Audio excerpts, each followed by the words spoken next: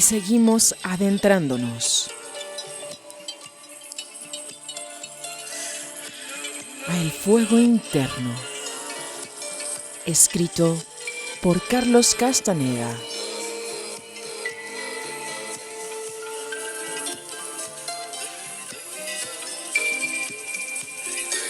Un día 9. Leemos el capítulo número 10, las grandes emanaciones.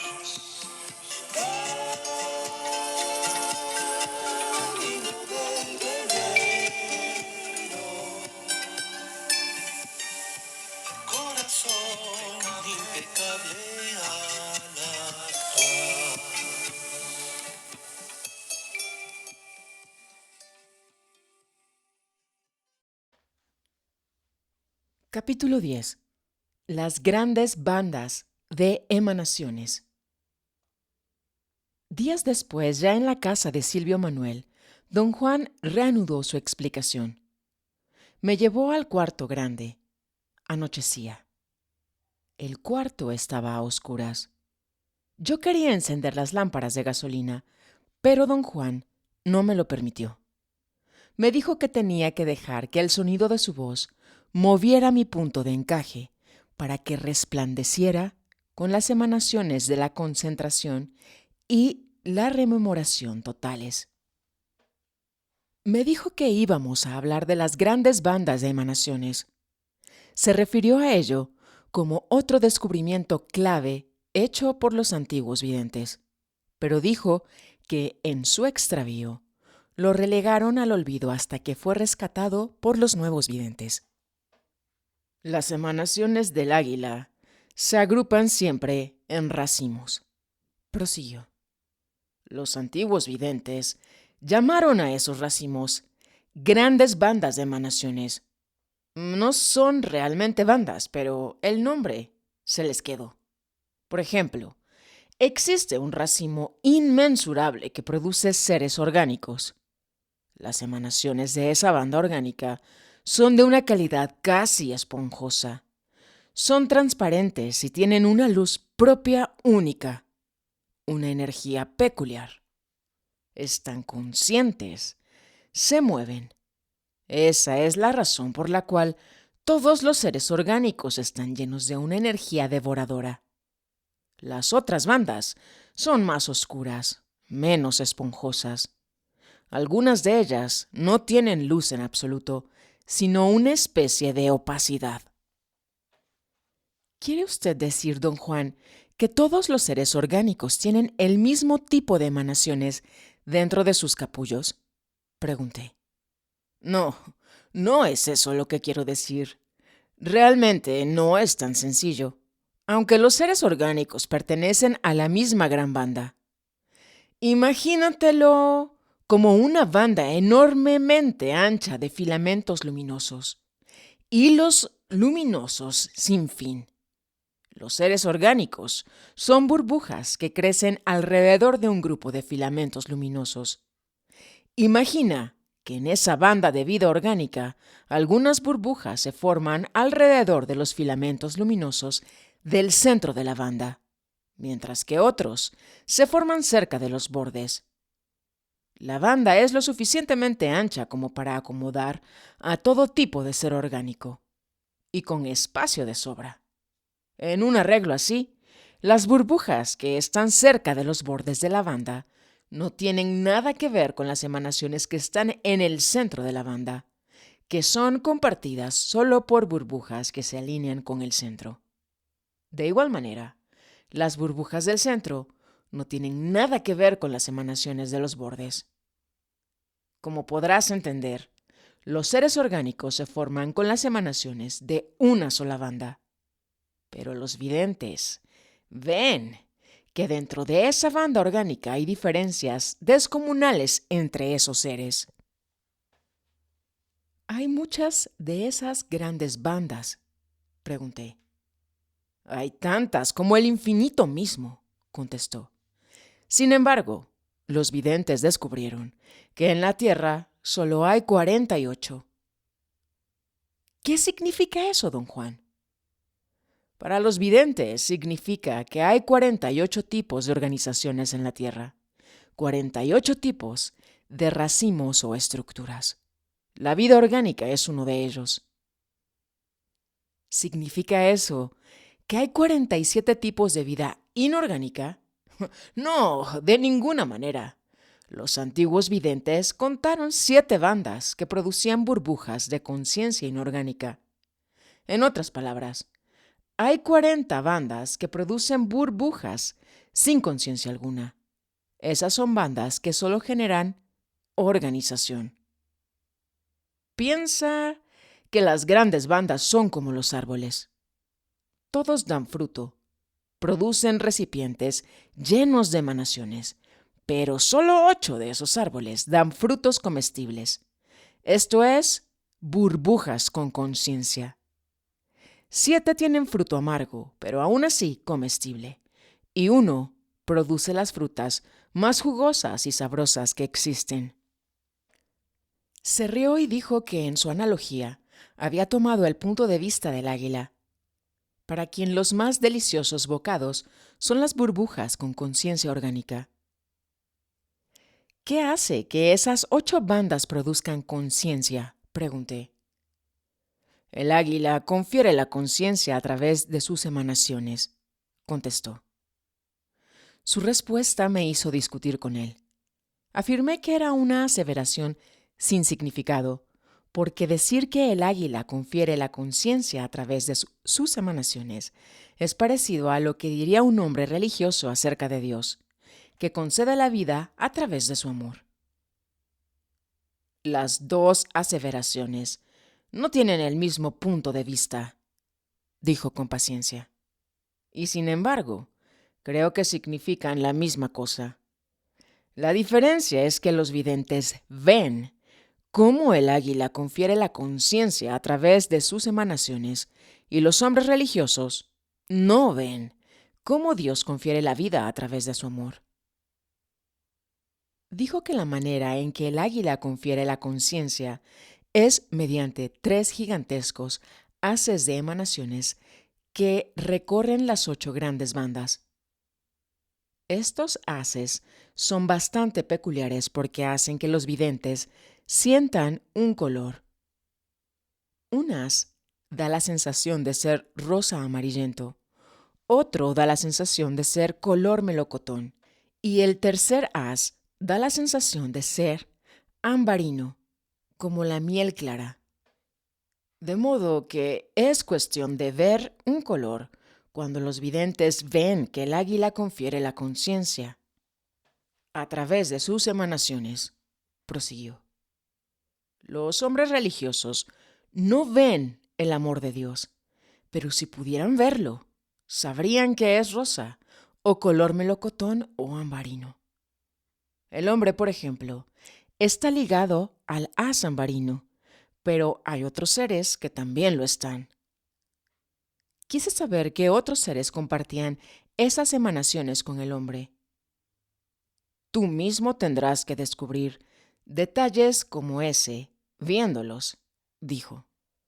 No tiene caso que te diga qué seres son, solo te dará ocasión para hacer otro inventario. Basta con decir que descubrir eso por tu cuenta será una de las cosas más emocionantes que puedas hacer. ¿Los haces de color rosado y de color melocotón también se ven en el hombre?, pregunté. Nunca.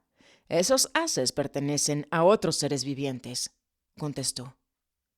Estaba a punto de hacerle otra pregunta, pero me ordenó detenerme con un vigoroso movimiento de la mano. Se perdió en sus pensamientos. Durante largo tiempo estuvimos envueltos en silencio total.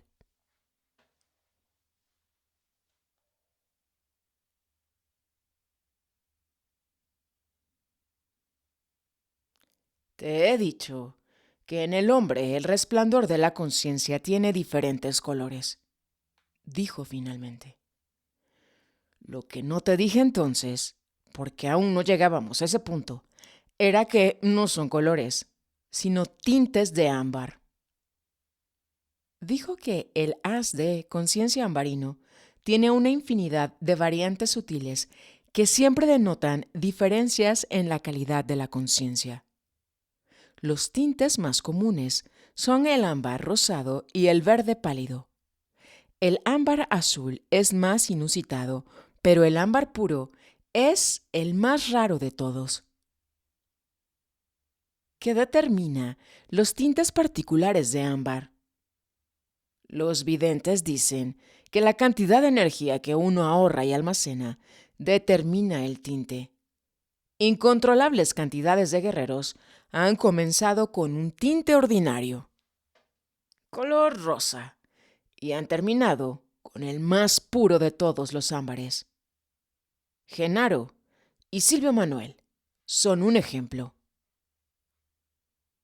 ¿Qué formas de vida pertenecen a los haces de conciencia color rosa y color melocotón? Pregunté.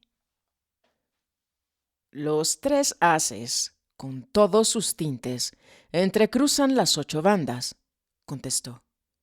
En la banda orgánica, el haz de color rosa pertenece sobre todo a las plantas.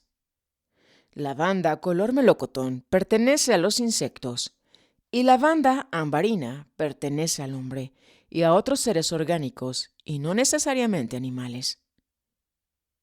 La misma situación prevalece en las bandas inorgánicas.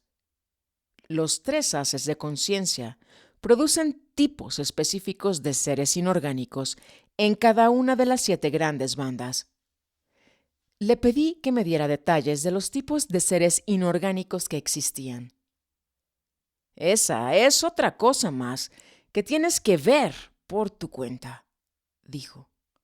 Las 7 bandas y lo que reproducen son en realidad inaccesibles a la razón, pero no al ver.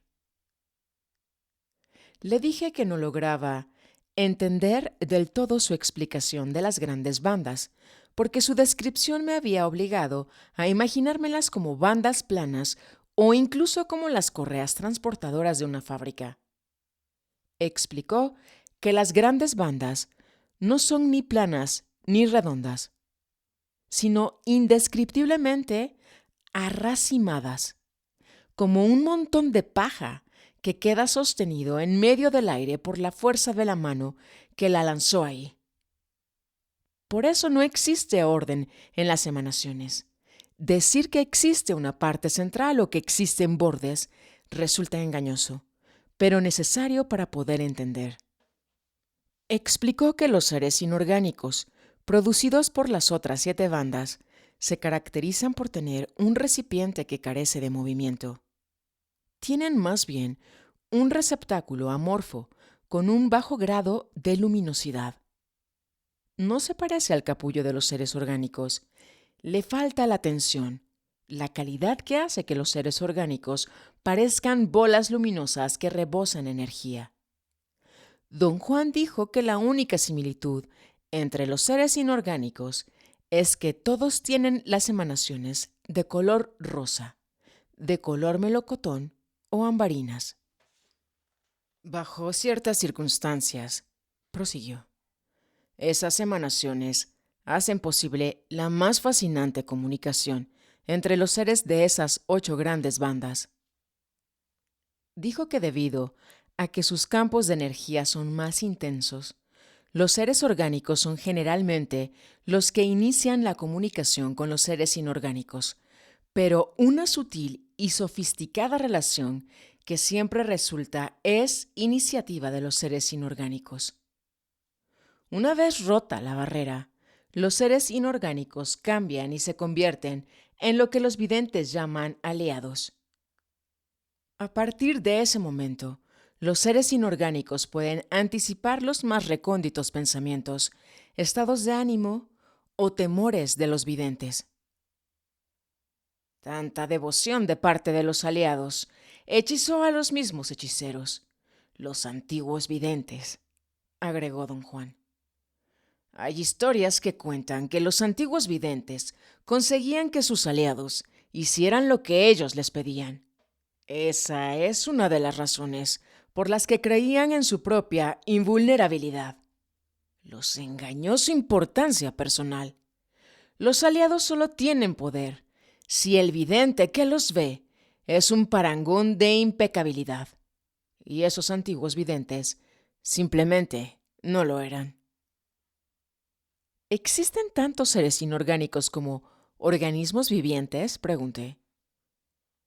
Dijo que los seres inorgánicos no son tan abundantes como los orgánicos, pero que esto queda compensado, en cierta medida, por el mayor número de bandas de conciencia inorgánica, puesto que los organismos pertenecen a una sola banda, mientras que los seres inorgánicos pertenecen a 7. Las diferencias entre los seres inorgánicos son más vastas que las diferencias entre los organismos. Además, los seres inorgánicos viven infinitamente más que los organismos. Prosiguió. Este detalle, por razones que revelaré más adelante, es lo que impulsó a los antiguos videntes a ver todo lo que pudieron acerca de los aliados. Dijo que los antiguos videntes llegaron también a darse cuenta de que es la intensa energía de los organismos y el subsecuente alto desarrollo de su conciencia lo que los convierte en deliciosos bocados para el águila. Su interpretación fue que era la gula la razón por la cual el águila produce un número tan grande de organismos. Luego explicó que el producto de las otras 40 grandes bandas no es en absoluto la conciencia, sino una configuración de energía inanimada que los antiguos videntes llamaban vasos, mientras que llamaban capullos y recipientes a los productos de las 8 bandas con conciencia. Dijo que lo que explica la luminosidad independiente de los capullos y de los recipientes es la energía de conciencia, y que los vasos son receptáculos rígidos cuya luminosidad estática proviene solo de la energía de las emanaciones encapsuladas. Debes tomar en cuenta que en el mundo todo está encapsulado, prosiguió. Todo lo que nosotros percibimos está compuesto por porciones de capullos o vasos con emanaciones. Como seres humanos comunes, no percibimos en absoluto los recipientes de los seres inorgánicos. Se me quedó mirando, esperando una señal de comprensión. Cuando vio, siguió explicando. El mundo total está integrado por las 48 bandas, dijo. El mundo que nuestro punto de encaje alinea para nuestra percepción normal está compuesto por 2 bandas.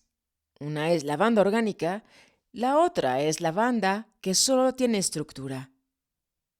Las otras 46 grandes bandas no son parte del mundo que percibimos cotidianamente. De nuevo, hizo una pausa, esperando preguntas pertinentes. Yo no tenía ninguna. Hay otros mundos completos que nuestros puntos de encaje pueden alinear, prosiguió.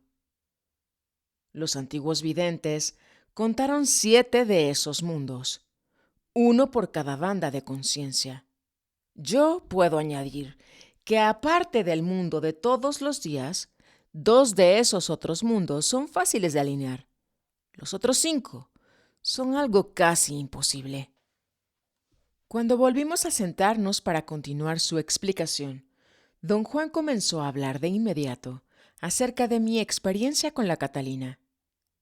Dijo que un movimiento del punto de encaje al área de abajo de su posición acostumbrada le permite al vidente una visión detallada y estrecha del mundo que conocemos. Esa visión es tan detallada que parece ser un mundo enteramente diferente. Es una visión que tiene un tremendo atractivo, especialmente para aquellos videntes que tienen un espíritu aventurero e imprudente. El cambio de perspectiva es muy agradable, prosiguió don Juan. El esfuerzo requerido es mínimo y los resultados son asombrosos.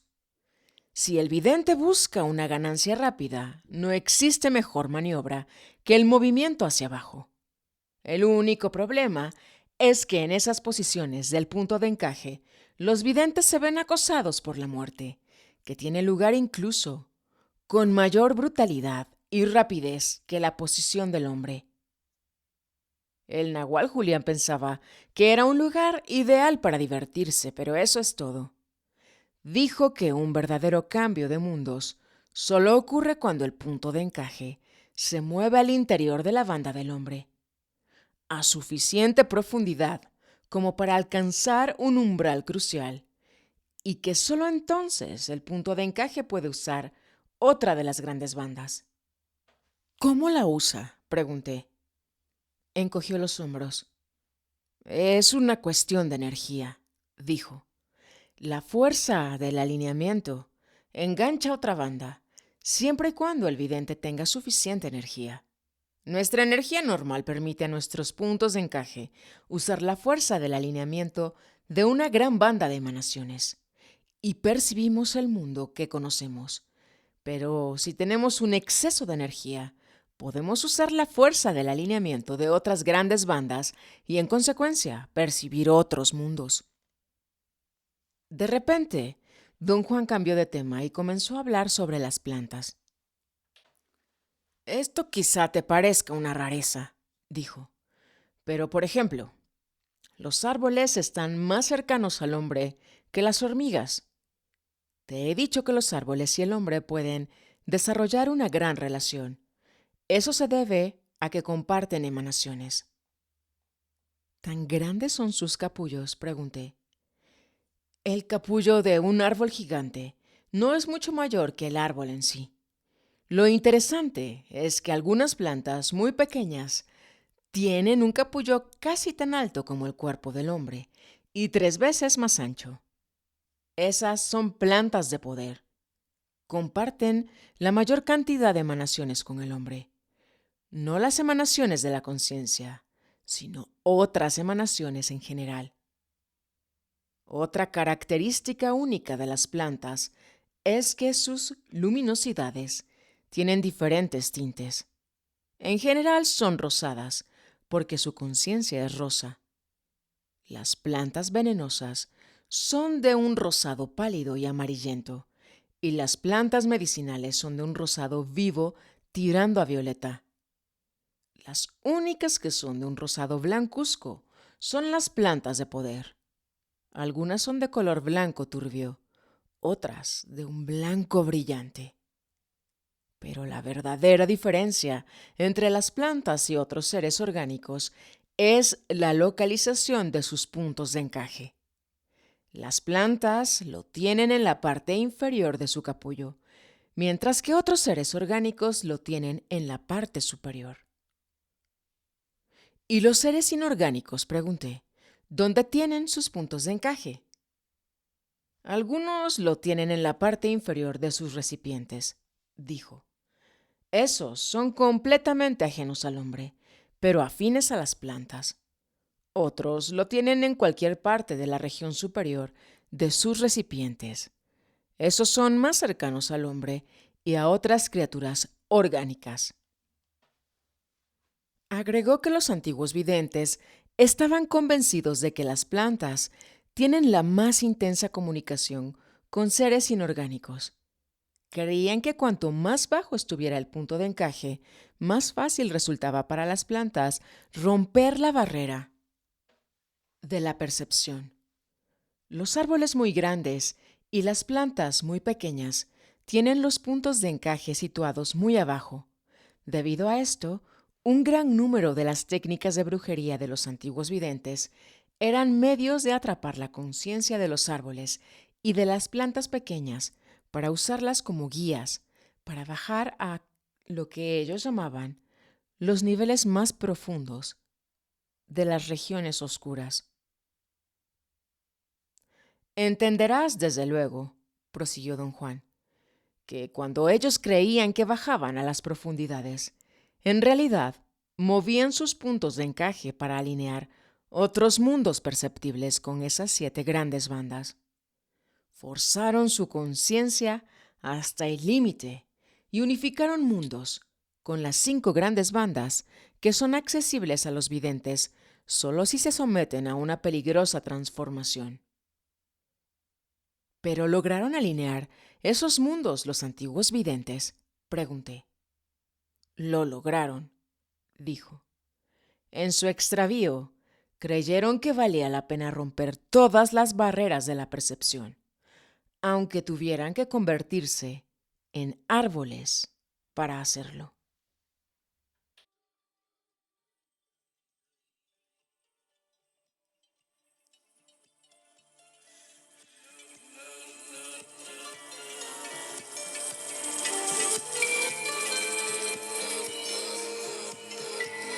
Emitiendo energía fina. Jueves 9 de noviembre del año 2023. 18:33 horas de la tarde.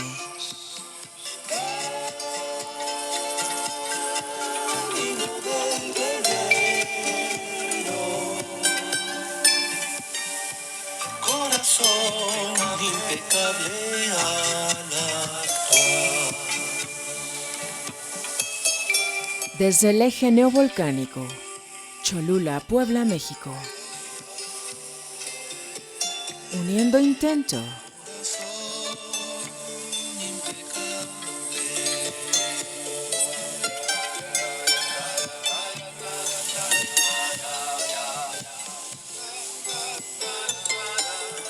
Con Buenos Aires, Argentina.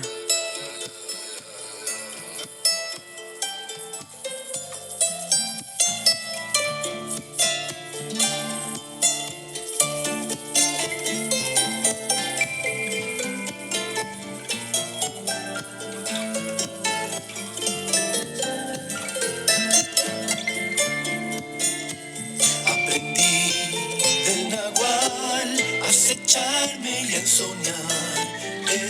Estar consciente, consciente del ser. Guerreros de la libertad, de la libertad. Te dejará el águila pasar. Salto al vacío, la conciencia tiene todo lo que precisa para cruzar. Viajaré a la libertad, prendido fuego desde dentro de mi ser. Prendido fuego, prendido fuego.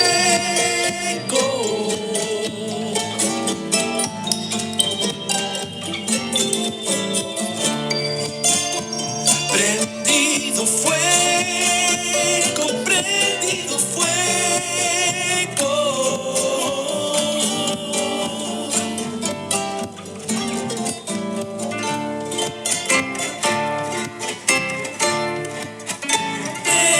Desprendido, voy confiado a la eternidad, soñando un camino de libertad, con Don Juan y con Genaro, con Don Carlos el Nahual.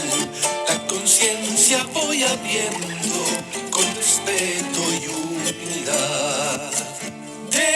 Desprendido, voy viajando a la eternidad, soñando un camino de libertad, con Don Juan y con Genaro, con Don Carlos danzaré, con Don Juan y con Genaro, con Don Carlos danzaré, al Nahual danzaré.